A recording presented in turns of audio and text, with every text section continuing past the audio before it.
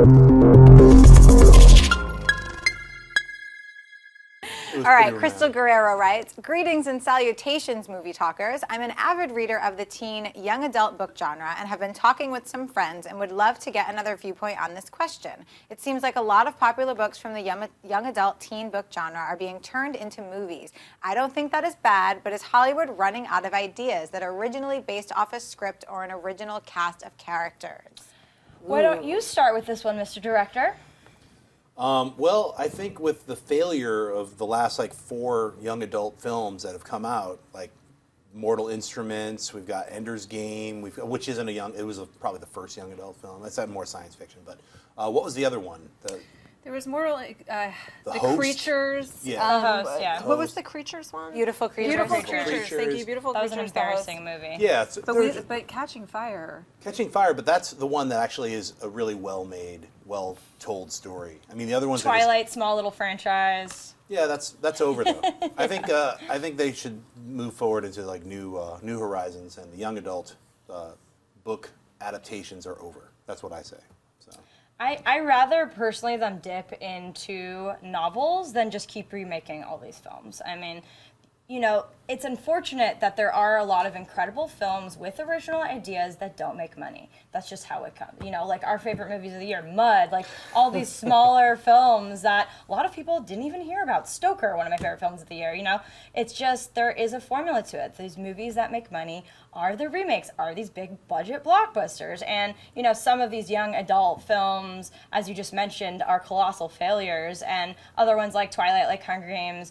Hunger Games is actually one that is, while it was young adult, it was very adult in a lot of ways. So I think a lot of these are a little geared more towards the younger audience. And then what's the other one coming out? Vampire Academy. Divergent. Divergent, yeah, again, looks like young adult, but a little more mature. So I don't think they're going to stop. But personally, I'd rather them dip into novels that do have a fan base, that do explore original ideas, and do have kind of its own universe. Most of them are trilogies, than to just keep rebooting, remaking, and trying to give this generation, films that some of our classic films they've never seen, like our Willow conversation yesterday. Like, I just usually am not for remakes. I know that John constantly says it doesn't hurt the original. No, it doesn't, but I rather explore ideas that have not been bought on the big screen yet. Do you like Willow?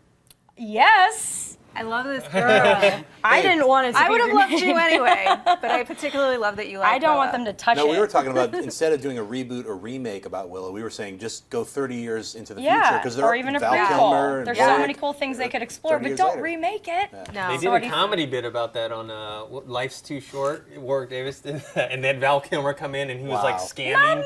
He was scamming Warwick Davis into giving him money so they could make Willow 2. All right, I'm going to watch that now. I am too. That's amazing. What do you think on the young adult conversation?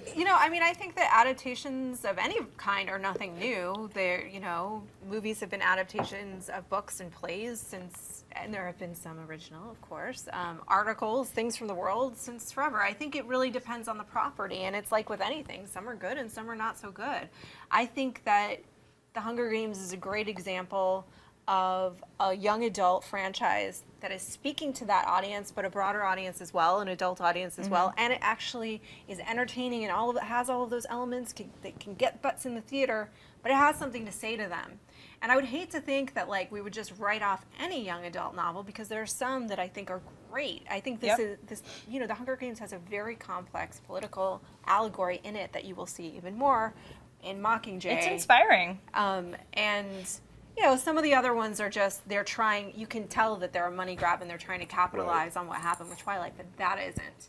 And they're very different. Yeah, I'll say that. I'll say not all young adult films. I'll just say 1/10 of the ones that are in production. I would say use a little more of a scale of quality. So. Yeah. And I think Katniss is such a fantastic female protagonist, and that's why people have elevated it, because she is just so layered and fantastic and strong, and she's a badass, and Even more so in the books. Even more so in the books. Although but I actually love Jennifer Lawrence. Me too. I do think these films are a good rendition, but the book's always better because our imaginations are endless. Krystal's raising her hand. Do it, girl. Wait, pick me. First of all, John Schnepp, Twilight is never over. Us Twilight fans are always going to go back to the books and the movies. It is never over. Me. I'm never going to watch it. I'm never never gonna watch Don't do it. And Krystal, I am right there with you. I read all of these young adult books. I loved Divergent. I'm super excited for Vampire Academy. And let's not forget, the reason why they're making these movies is because the books are doing so well. It's for you, that Wonder Woman. They know that there's going to be an audience. But if you guys don't go see the movies, they're not going to do well. Mortal Instruments, to me, wasn't that bad. I loved the books, wasn't that bad, and wanted a sequel, but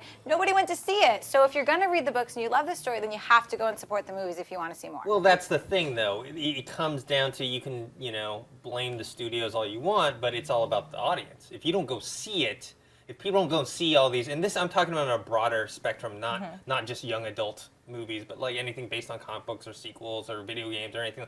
If people don't see it, Hollywood's not going to make it. So if tons of people are going to see this movie, then of course they're going to make a sequel. Of course they're going to make another one based on a similar property.